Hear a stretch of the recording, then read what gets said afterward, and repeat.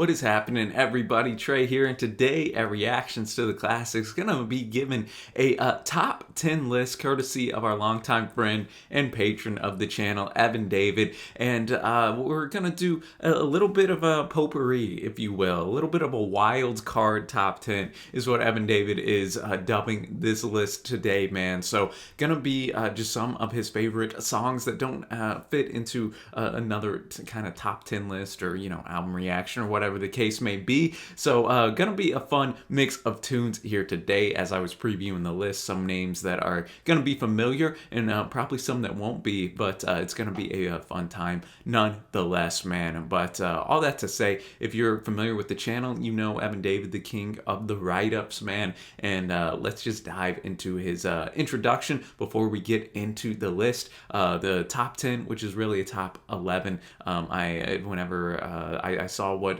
Evan David put as his number 11, I was like, yeah, you got to eke that one in there too, man. So we'll get to that in a second, though. But kicking this thing off, Evan David notes, rock and roll legend has it that my own personal musical odyssey began in my early teens when I first saw a clip of the Beatles performing on an ITV documentary here in the UK, which quickly led me in turn to become obsessed with the fantastic music of the Fab Four, and then with the almost equally sensational music of the swinging 60s as a whole in turn, before ultimately branching out in due course to discover more and more groovy artists and songs from other genres and eras ranging from the 50s to the present day. Sadly, being an avid Beatles fan did me no favors in terms of my personal cool factor at school in the mid-90s, and I quickly acquired a reputation as a bit of an eccentric musical oddball, a reputation which I freely admit to living up to in many ways to this day. Indeed, I have been referred to by the nickname Headphones by a local shopkeeper on at least one occasion due to the fact that you can usually find me listening avidly to various personally made mixtape cassettes to my battered old personal stereo walking around town. Hey man, you sound like me when I'm taking my walks out here in the neighborhood at night, Evan David, when I got my headphones on, man. So shout out to us music lovers, man. Apart from the aforementioned Beatles, whom I still adore as strongly as ever, some of my other favorite artists include the likes of the Lovin' Spoonful, the Ramones, Weird Al Yankovic, Rolling Stones, Def Leppard, the Byrds, Alice Cooper, the Smiths, Slade, Jimi Hendrix, Roy Orbison, all of whom have been subjects to other top 10 list or album requests that I've already made previously to RTTC over the past year or so. Feel free to check those out if that gives you, if that sparks your interest, ladies and gentlemen. Fast forward a few decades and thus discovering the Beatles in the early to mid 90s. Meanwhile, I can vividly recall how I originally became aware of RTTC in the first place. After idly searching for Beatles reaction videos on the old tube of you and checking out one of your first batch of Beatle album reviews you did a few years back, I was quickly drawn in by the ever-sharp and insightful nature of your detailed analysis on both these and other albums,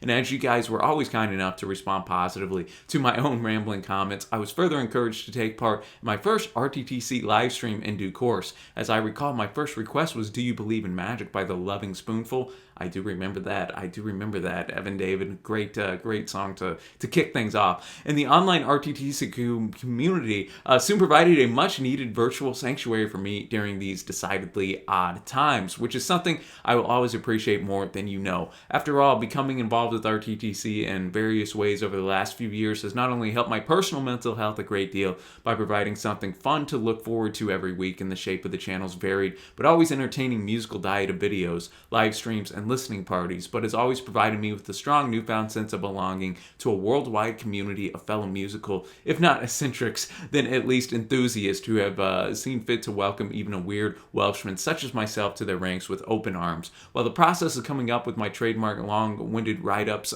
regarding the subjects of my request has proven to be extremely creatively stimulating for a somewhat frustrated writer like me. Well, first off, Evan David, really appreciate the kind words, man. Always a pleasure to have you in the live streams and just to have that sense of worldwide community that we do. And man, I always say all the viewers and the people help me out more than you guys know too, man. So it's a mutual thing right there. Really cool how we can just bond through across borders in time and ages and musical taste to come together and just enjoy music together, man. So that was beautifully put. So this month's request is taking place on the 1-year anniversary of my involvement as a patron of RTTC. However, I wanted to come up with something special in order to celebrate that fact, and so I devised what you might call this little pick and mix musical assortment of 11 wild cartoons for you guys to react to. In coming up with this particular list, moreover, I wanted to avoid duplicating any tunes or artists that had already appeared in my previous RTTC vids as much as possible, which is why, despite the fact that my second favorite group of all time is the Ramones, for example, sadly none of their tunes appear on this list, and neither does perhaps my all-time favorite song, Mr. Tambourine Man by the Byrds, despite the fact that I love it so much that I want it to be played at my hopefully Viking funeral one day. As such, as a rule, these are all tunes which, while they may indeed rank very highly amongst my own personal favorites, are for various reasons unlikely to appear on any of the more standard artist-based top 10s or album requests that I plan for the foreseeable future, but which I would still like the musical experts of RTTC to give their usual stellar post-mash analysis treatment to nevertheless. Regardless of all this, however, I really hope that you will enjoy the list, which has been arranged neither in strict order of preference nor in chronological order per se. Rather, perhaps the best way to think of this list, in fact, is as one side of many of my aforementioned mixtape cassettes, with the other side perhaps being formed by a selection of songs from my previous videos, if that makes sense. Either that or possibly even a sequel Wild Cards list next year. Moreover, I fervently hope that viewers will be encouraged to not only check out at least some of the various artists featured on the list in greater depth, but also join the RTTC Patron tribe if they haven't already. In the meantime, I look forward to not only hearing what the guys make of these tunes, but what the wider RTTC community make of them to boot. So viewers, please feel free to say which, if any of them, you enjoy the most in the comments below, or indeed what your own personal pick and mix list of wildcard songs might look like instead. Well, very well said, Evan David, and I'm looking forward to getting into this list, and we're starting it off with a bang, ladies and gentlemen. We're kicking it off, number 11, and I will note as well, lyrics for all these going to be pulled up, following along, but 9 of the 11 songs do have videos, which is always a fun treat.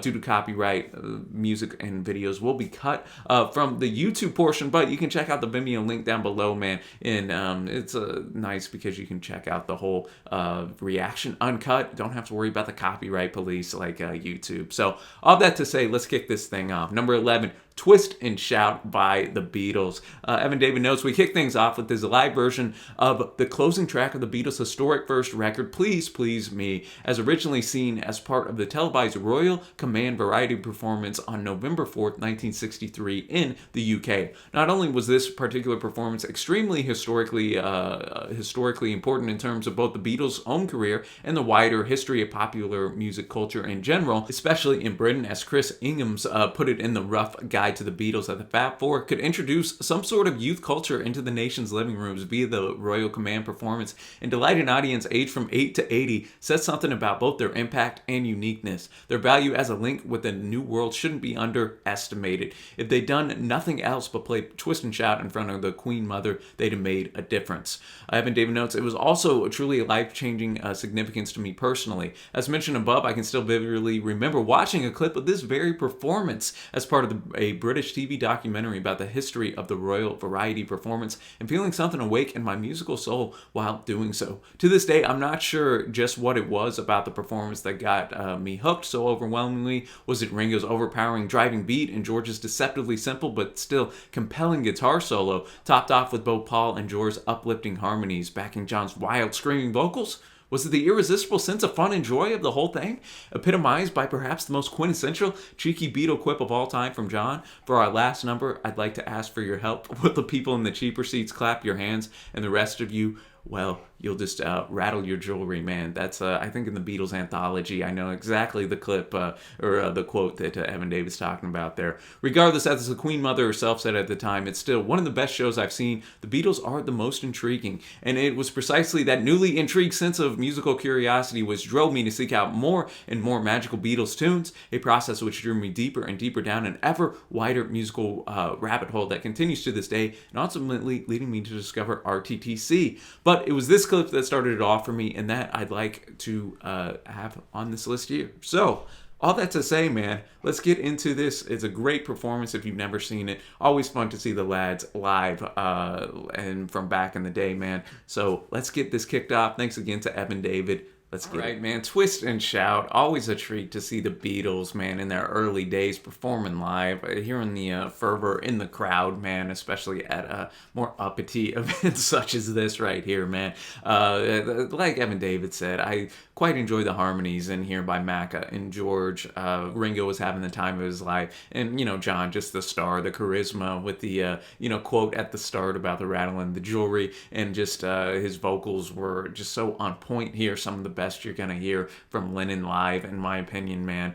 And Twist and Shout's just such a fun song. I mean, for fans of the '80s movies, man, you hearken to that scene in Ferris Bueller's Day Off where everybody's having a good time there in Ferris, and I believe it was in like some like float type thing or whatever. Some parade was going on, and then this song came on, and Ferris and everybody getting up and moving. It's a song, no matter how many times you hear it, it kind of elicits a smile and kind of harkens you back to a simpler type of a time, at least for me. But I quite enjoy that, and it's a great way to start this list, man. And now we're going to go to number 10 on the list by Chesney Hawkes, somebody I'm not familiar with. We have the track The One and Only by Nick Kershaw. This rousing musical clarion call to defiantly proclaim your own unique individual identity and personal freedom first appeared on the soundtrack album to the British teen angst movie Buddy Song in '91, which starred the then 19-year-old Hawkes as a budding young pop star along the Who's Roger Daltrey and his ex-Teddy Boy father,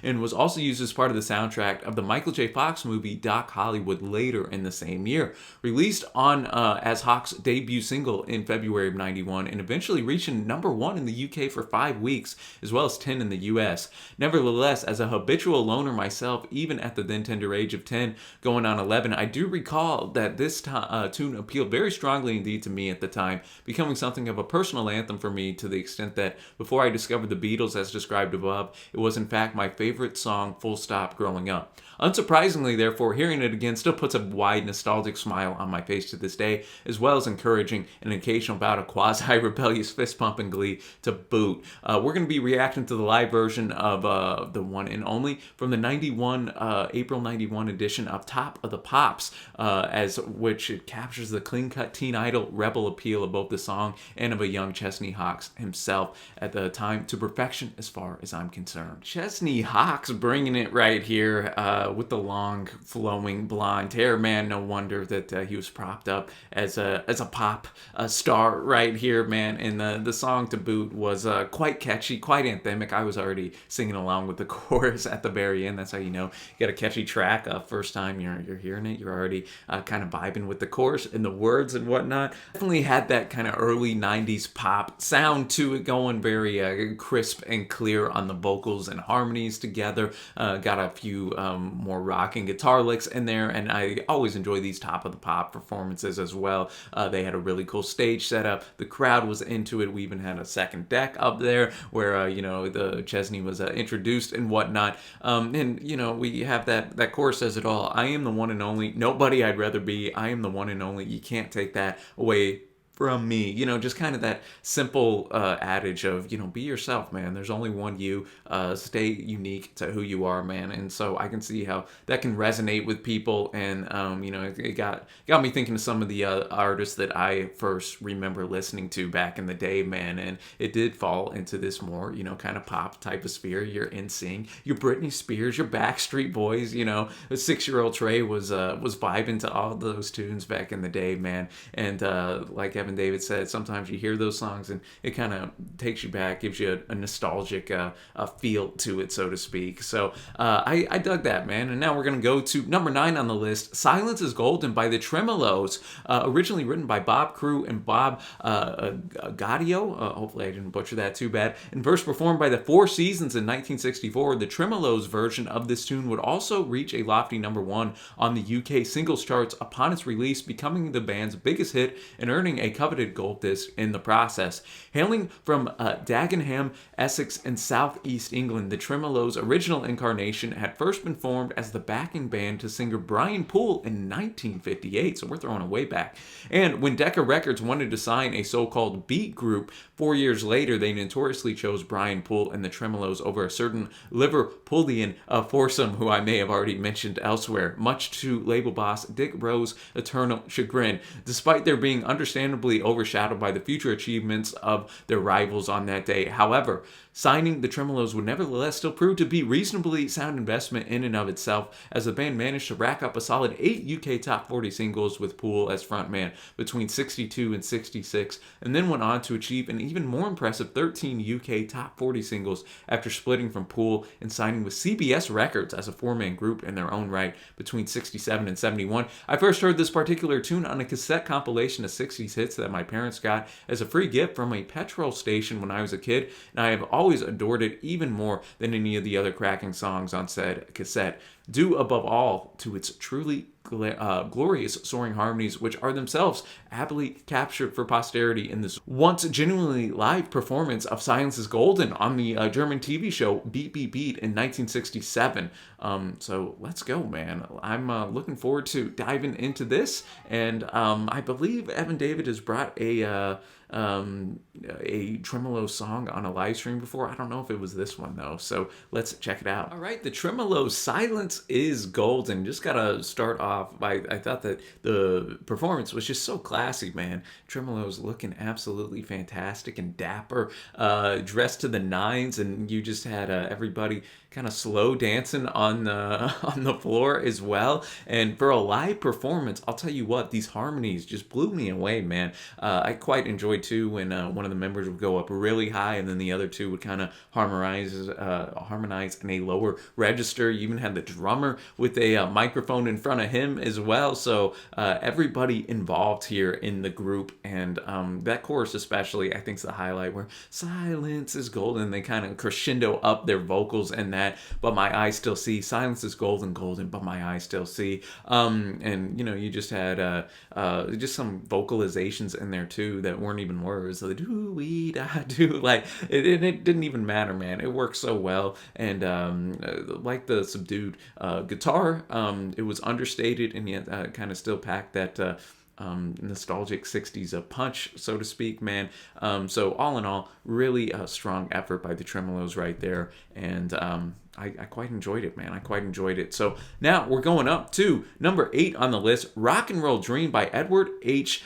Davis. I'm just going to say both of them. I should have looked it up before this. But this is a fantastic Welsh language tune, first released in 1979. And as a proud Welshman myself, and a first language Welsh speaker to boot, I wanted to include at least one Welsh language tune on my list. And this stirring ode to happily becoming lost in the ultimate escapist fantasy of rock stardom, aka the titular rock and roll dream, seemed to fit the bill nicely. As such, while I also enjoyed the work of many other Welsh-speaking artists such as Bryn Fawn, my ex-schoolmate Gwyneth Glynn, and especially Mick Stevens, this tremendous tune nevertheless stands out as perhaps my favorite Welsh language song of all time. The supergroup known as Edward H. Davis were first formed in 73 from the remnants of several earlier bands with the avowed aim of shifting the Welsh music scene firmly away from the more traditional folk and country-based music that had dominated it to a louder and more exciting territory, with many thus regarding them as the first true Welsh language rock band as a result. Hey man, we're learning today.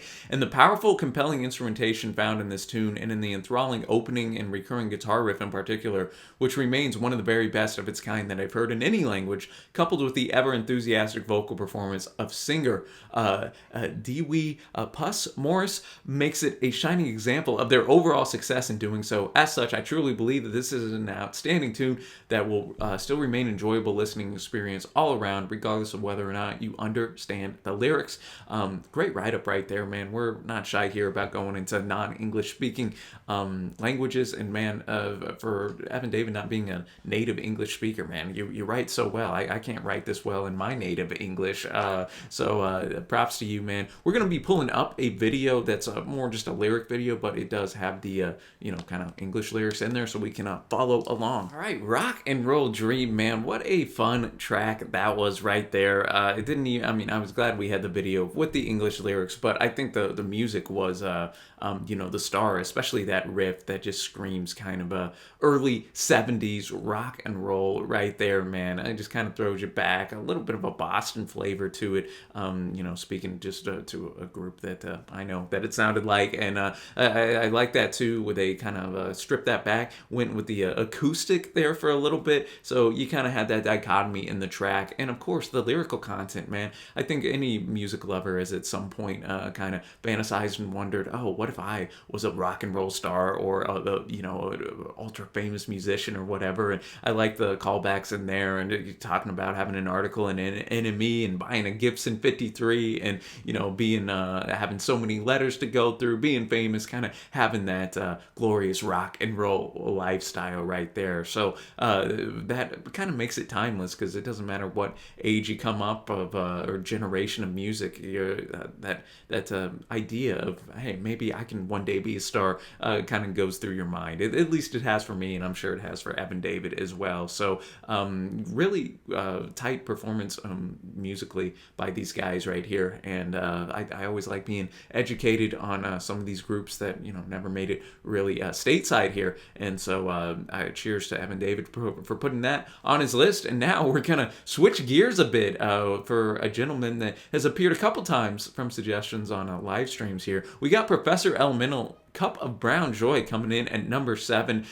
First emerging as a fantastically quirky YouTube video in 2008, where it has since garnered almost 2.5 million views and counting, and then released on the Prof's debut album, The Indifference Engine, a year later. This marvelously silly yet heartfelt ode to the time-honored joy of tea thus kickstarted the career of the artist, whom I have seen more often in concert than any other due to his appearances at various sci-fi conventions near my home in North Wales, namely Chap Hop Wizard Extraordinaire Professor Elemental. Chap hop is a satirical genre of music that combines hip-hop and old-fashioned British customs. Endemic to the UK, it highlights stereotypical English tropes such as drinking tea, watching cricket, and speaking in received pronunciation. It merges these cultural touchstones with the sounds of rap music and steampunk music to create a sound all its own. Chap hop history traces to the first decade of the 2000s, when comedy artists like Mr. B, the Gentleman Rhymer, and Professor Elemental began to branch off from the steampunk musical genre. They began rapping about classic British stereotypes like proper manners, pipe smoking, tea sipping, cricket. Notably, they seem to embrace the lifestyle documented in The Chap, an English magazine dedicated to high society customs. Originally known as Paul Albro, the eccentric Ipswich born performer first began his career as a somewhat more conventional rapper called MC Elemental, before coming up with Professor Elemental character as part of the abortive concept album depicting hip hop as it might have evolved during different historical time periods, with Albro himself ultimately resembling an archetypal Edwardian era mad scientist explorer while in the guise of the Prof. This newfound steampunk style persona soon went from strength to strength, with the Prof following up his cult debut album with a further 11 records to date during the next decade, creating tons of splendidly silly, joyful music in the process. The eternally eccentric as well as overwhelmingly British nature of the Prof and his music thus embodies all the myriad of joys of the chap hop genre itself, and I look forward to seeing what Trey makes of it, being RTT's resident hip hop enthusiast and all.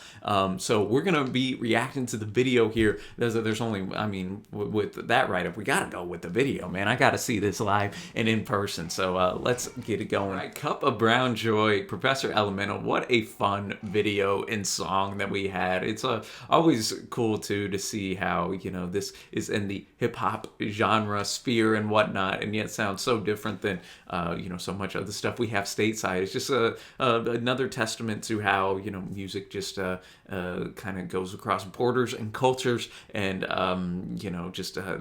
people can make it their own, and that's what Professor Elemental did right here. I was cracking up a lot during this song, man, and he actually had some great bars in here, some great raps, and I loved some of the quirky lines in here, and I particularly like the kind of audience participation where he told us to shout out certain lines, especially the talking about the herbal tea, and we're like, no thanks, we don't want that herbal tea right there. And so with that, like you kind of had that audience participation, which was fun. And, you know, just the kind of almost ragtime piano that was going on in the background to kind of make up the beat. That was pretty interesting and intriguing as well. And in only 2.5 minutes, man, he was able to deliver a myriad of lines and whatnot that you'd have to like go back. You're like, oh, okay. He notes, you know, now using fine leaves picked up pretty maidens and a bag knitted by a seamstress who lives in Copenhagen, brewed up in a pot made of semi-precious metals. Let the blessed content settle in my very special kettle.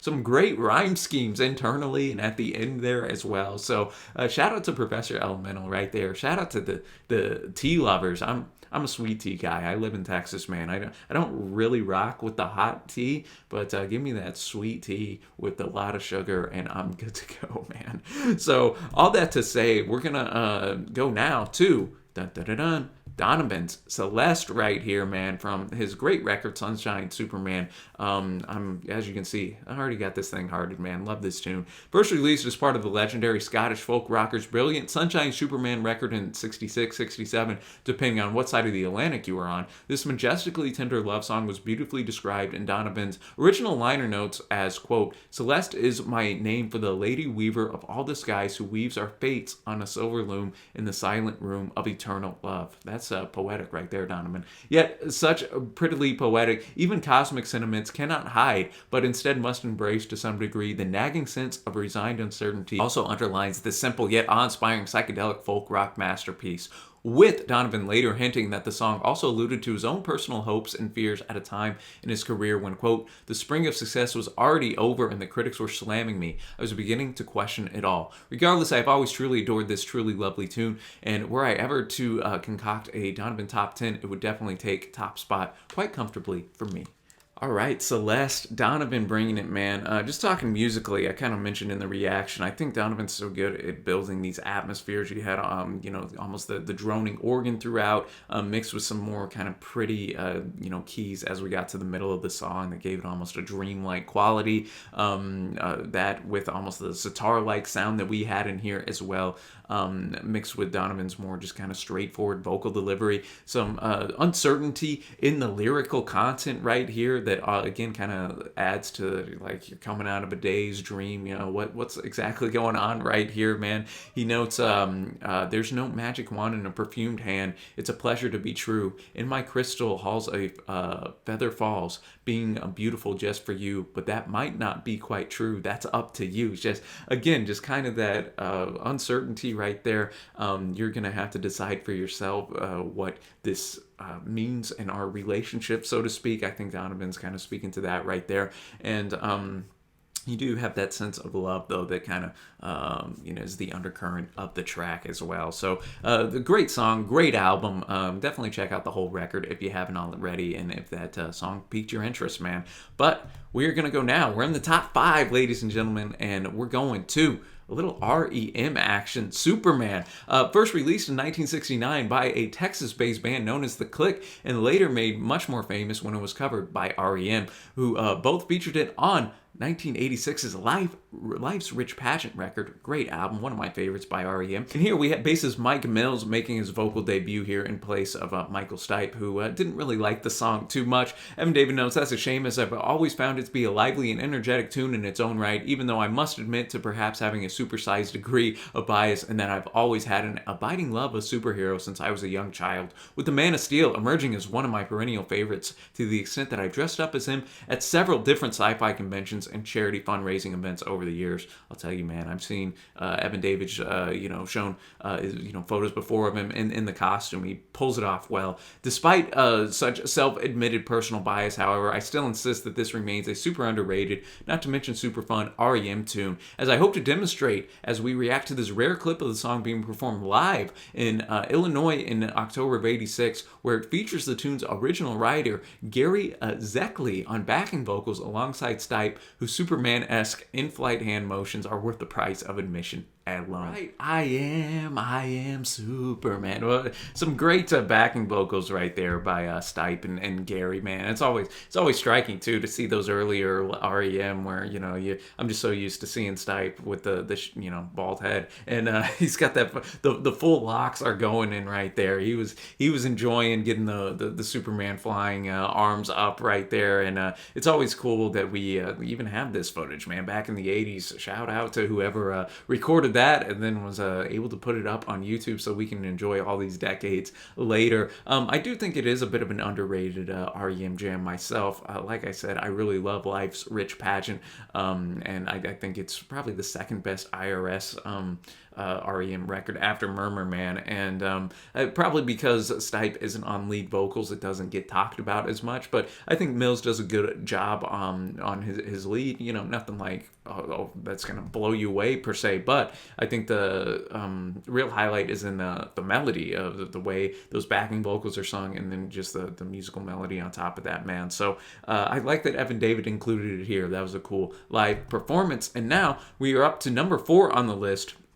You ready, people? It's the Cybertronic Spree coming in. Instruments of Destruction, first released in 1986 as part of the soundtrack to my personal favorite movie of all time, namely the G1 animated Transformers the movie, and originally performed by Boston-based hair metal band Energy, with slightly more explicit lyrics than the version that was ultimately used in the film. This has since gone down in the lore of dyed-in-the-wool 80s kids like me as the song that plays during the infamous shuttle massacre scene when the villainous faction, the Decepticons, finally learn how to shoot straight, dispatching several of the cartoon series' heroic characters to robot heaven in an attempt to encourage impressionable kids to buy the new toys that would swiftly replace those characters. Shout out to the marketing Transformers team for that one, man. In more recent years, the legacy of this already fondly remembered soundtrack has been augmented still further by the fact that it has since formed the musical core around which perhaps my favorite current band, the amazing Cybertronic Spree, have built their spectacular live show.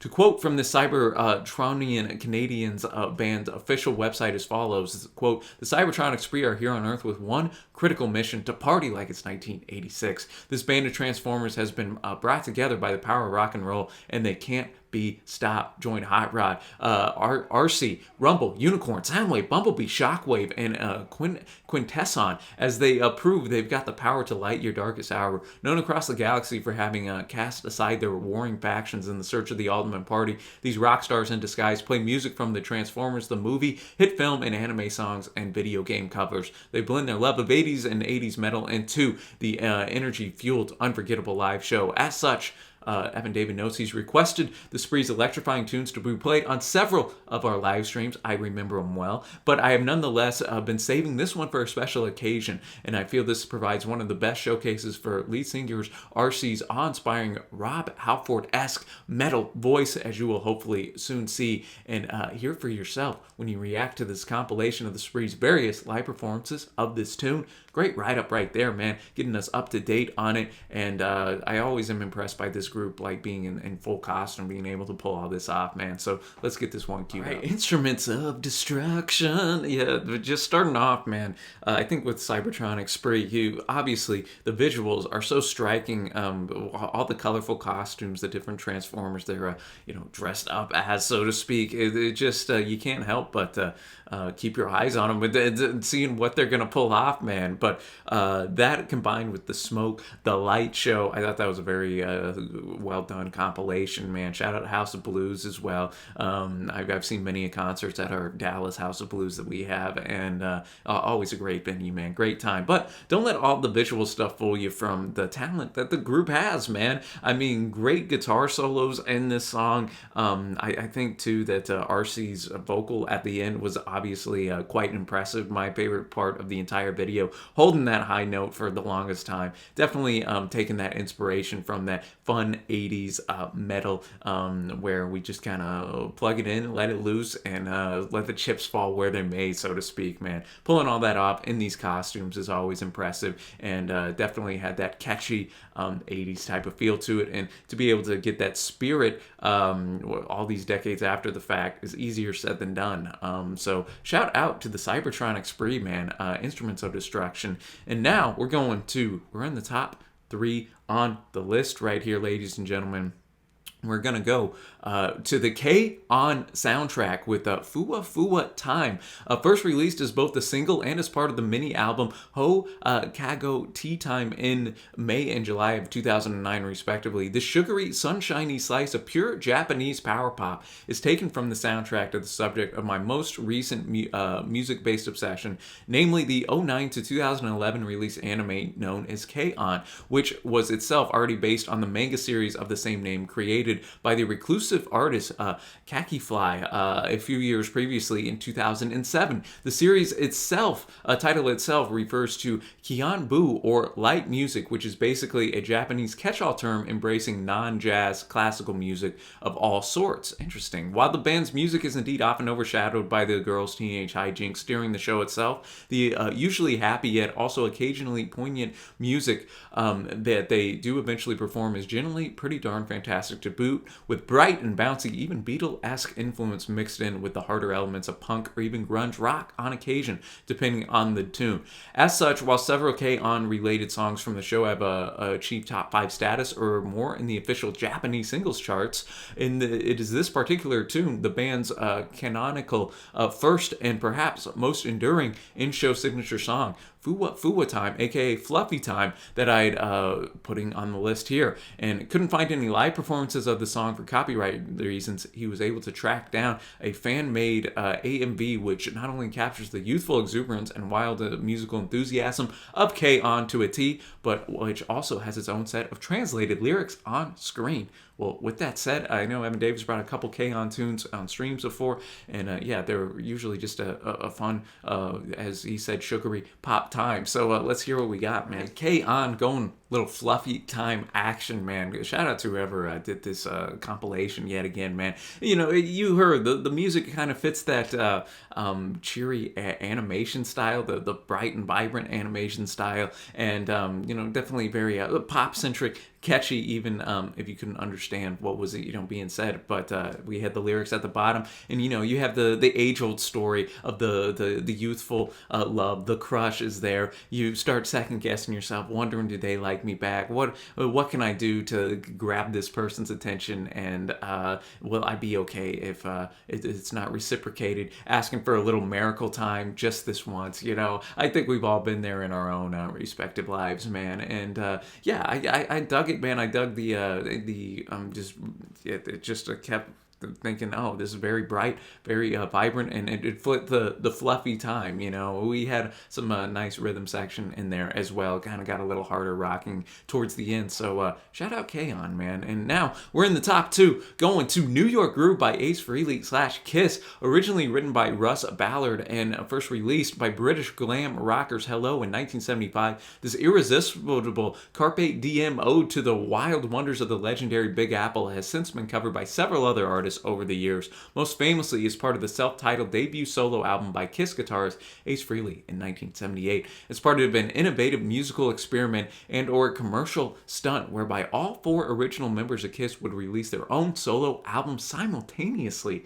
Ace's solo album ultimately proved to be the most successful and enduring of the 4, in no small part due to this very cover, which has since become the definitive version of the song in most eyes, including mine, and which also served as the foundation of Frehley's own underrated solo career after he left Kiss in high dudgeon due to musical differences a few years later. As such, I simply couldn't bring myself to leave this cracking tune with its hypnotic driving riff off this particular wild card list, especially as it is in fact one of my all-time favorite songs, full stop. Indeed, should I ever be fortunate enough to have the chance to visit New York in person, I'll be sure to have this very tune playing over and over again on my trusty personal stereo as I wander its fabled metropolitan streets. But in the meantime, we're going to react to the clip where the reunited original Kiss lineup performed this, appropriately enough, at the Brooklyn Bridge, September 4th, 1996. So let's get rocking. All right, New York Groove by Ace Frehley, man. Kiss and Company. But starting off, really cool video in the sense, I had no idea that they performed at the Brooklyn Bridge, man. Some great aerial shots and footage right there. Just very vibrant, and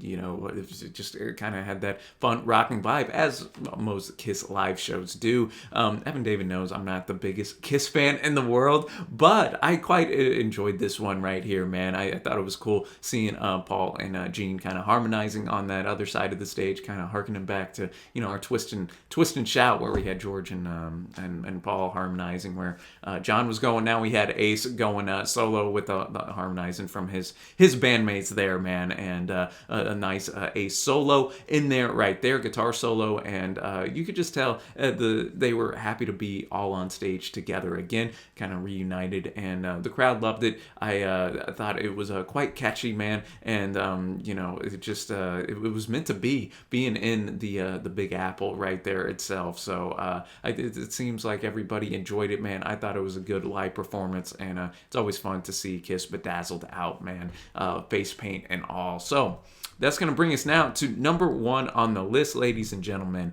and it's going to be one of the most underrated Beatles tunes, in my opinion. We're going, It's All Too Much. I know Evan David's a huge fan of this, and we've discussed our mutual admiration for this track right here. So words, he says, finally, we come back full circle to the band that not only started it all for me personally, but which also more recently served to draw me into the loving clutches of the RTTC verse, as I mentioned above. I wanted to top and tail this list with a couple of Fab Four tunes for the purposes of musical symmetry, if nothing else. But the question then was which one to choose along with Twist and Shout. After giving due consideration to some of my other all-time favorite Beatles songs like Think for Yourself, Nowhere Man, Real Love, and Ticket to Ride, however, I kept coming back time and time again to the lesser-known magical slice of peak Beatles psychedelia written by George Harrison and initially intended for the White Album, but later relegated to the Yellow Submarine soundtrack. A fact that has sadly helped to seal its fate as one of, if not the most horribly underrated tunes in the Beatles' entire illustrious canon, as far both I and others are concerned. I'm with you right there, Evan David.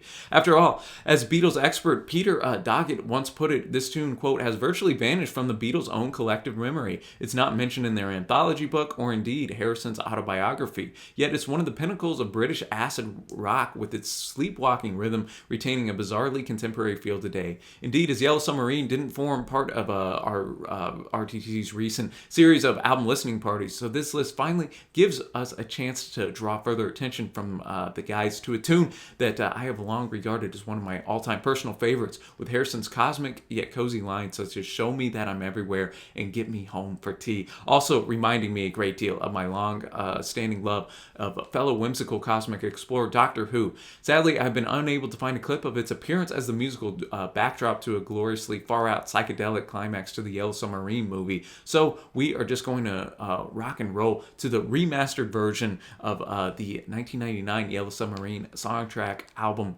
via Spotify. So with all that to say, man, let's get into number 1 on this list. All right, It's All Too Much, a fitting conclusion to this top 10 list right here, man. I've always dug this song, a lot to love about it. Obviously, the feedback at the start just kind of sets you into the psychedelic haze that this song has, so to speak, man. But also you got that trumpet section that pops up that I quite enjoy, kind of gives some more texture to the song. And Harrison's vocal delivery and lyrics definitely kind of fit the almost like Celeste by Donovan. Again, kind of float into that more acid type nature. The chorus itself, it's all too much for me to take. The love that's shining all around you. Everywhere it's what you make for us to take. It's all too much. And then, of course, at the end, man, the captivating too much. George kind of ramping himself up, and then we get the harmonies that all come in. It's just a fantastic tune that I'm always glad to showcase, man. Even some big Beatles fans, it's kind of overlooked, or they forgot about it or whatever, just because it was only released on the Yellow Submarine soundtrack, the least probably listened to Beatles project, just since there were not that many original songs on it. So all that to say, man, great jam right there to end us off. And before I get to my favorites from this list, Evan David has a couple honorable mentions that just didn't quite make the cut, including I Don't Know What It Is, But I Love It by Chris Ray, Rocket by Mud, Dancing with Joey Ramone by Amy Rigby, Days / This Time Tomorrow by Ray Davies and Mumford & Sons, I Am the Doctor by Murray Gold, and Sexy Boy by the Heartbreak Kid, Shawn Michaels, ladies and gentlemen. I'm always down for some wrestling theme songs over here, man.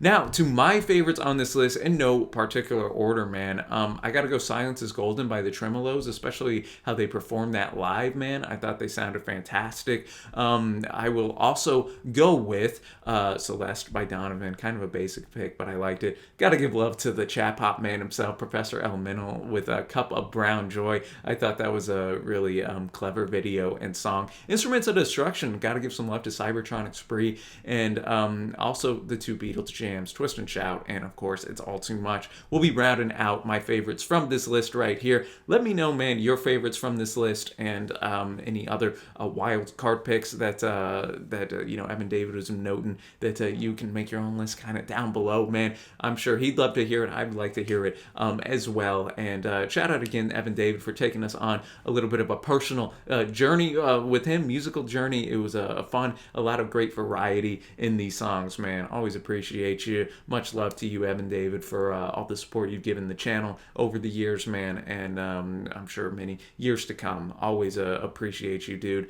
And so let us know all that. And if you'd like to support the channel in any way, you can check out the Patreon page linked at the end of this video, as well as in the description. But I guess, ladies and gentlemen, that'll be all from us today. So until next time, thanks for watching, happy listening, and I will see you.